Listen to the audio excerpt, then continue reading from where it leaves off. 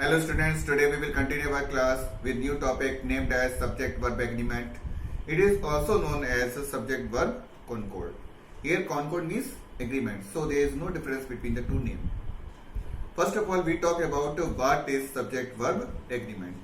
A verb, when it is used with subject, it is used according to number and person of subject. A singular subject accept singular verb, while a plural subject accept plural verb. This is called subject verb agreement. Now we continue this topic through book.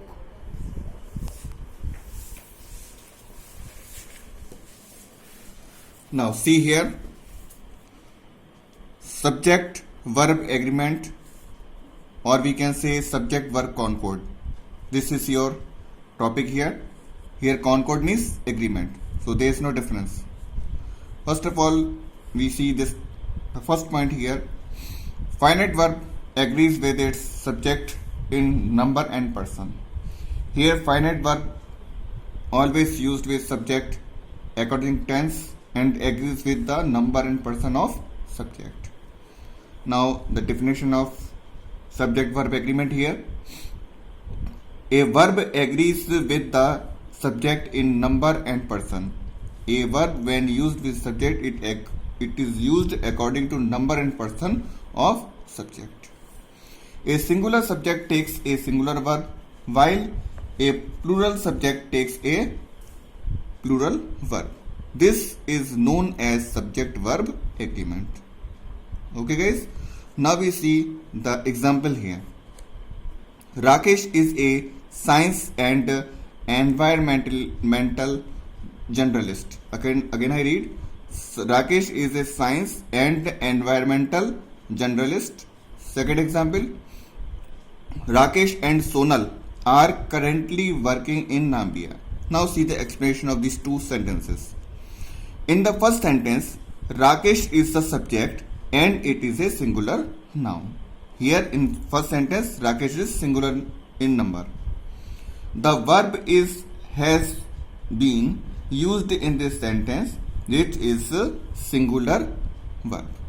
The verb which we use in the first sentence is singular, which agrees to subject. In the second sentence, Rakesh and Sonal are the subjects. Here two persons is there, so subjects, and are plural in number. So they are plural in number because more than one person is there. Therefore, the verb are has been used in this sentence. According to this, we have used here are in the second sentence with this two, which is a plural verb. Now we see the next point, subject verb agreement with personal pronouns. Personal pronouns, he, she, it, they, we. How we use verb with this? When we use these personal pronouns as a subject.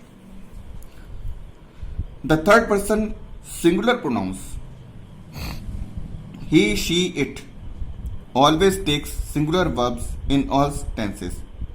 With this he, she, it, we always use a singular verb in whatever tense we are talking here, there, and we use singular verb there. He travels to Jaipur every year to visit grandparents. Next point. The third person pronoun they takes a plural verb in all the tenses. In all tenses where we use they, it accepts plural verb. Example, they are rehearsing for their stage performance. Next point. The second person pronoun you always takes a plural verb in all the tenses, even if it refers to a single person. We always use wherever, if it is used, you is used with single person also, then also it accept plural verb. See the example here. You are an engaging conversationalist. In second example, you see here only one person we are talking here. In second sentence, you just see you all are selected for the second round of the admission process. Here you is used for more than one person. Now next point. The first person pronoun we always takes a plural verb in all the tenses. Wherever in tenses, all the tenses we use we, it accept a plural verb. Example. We are leaving for a trip to Italy. Next point. The first person singular pronoun I takes a singular verb with am going, and was. With these, a singular verb is accepted by I here. I takes a plural verb when we say I go or I have left. When we use this, then a plural verb is used with I. Example, I am reading Charlotte Bronte's biography by Elizabeth Gaskell. Next example, I have finished making the college. Next point. Verb we can be used as is, am, are, was and were. Verb have may be used as have, had, will have and shall have. These are verbs which is highlighted in this point, which we use in the sentences according to subject. Next point. A collective noun takes a singular verb when the group is considered as a unit. When we collective noun, it is a group of something, and we give a name to a certain group of thing. Or we can say example here, the rich, the poor. Here the rich is representing here the whole rich people. Got the point? So here we use singular verb. Or when all the members of a collective noun are performing an action as a unit. Got the point here?